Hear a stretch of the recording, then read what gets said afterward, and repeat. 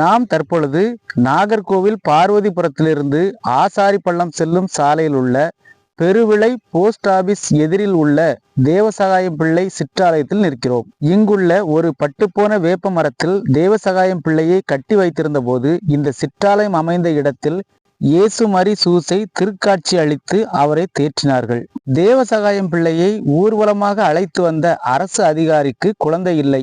இதற்காக தேவசகாயம் பிள்ளை இறைவனிடம் வேண்டி அவருக்கு குழந்தை வரம் பெற்றுத்தந்தார். நாம் பார்த்து கொண்டிருக்கும் இந்த இடத்தில் இருந்த ஒரு பட்டுப்போன வேப்ப மரத்தில்தான் மறைசாட்சி தேவசகாயம் பிள்ளை கட்டப்பட்டிருந்தார். தேவசகாயம் பிள்ளை கட்டி வைக்கப்பட்டிருந்த பட்டுப்போன வேப்ப மரம் அதிசயமாக தளிர்விட்டு அந்த பகுதி மக்களின் காலரா நோயை தீர்த்தது.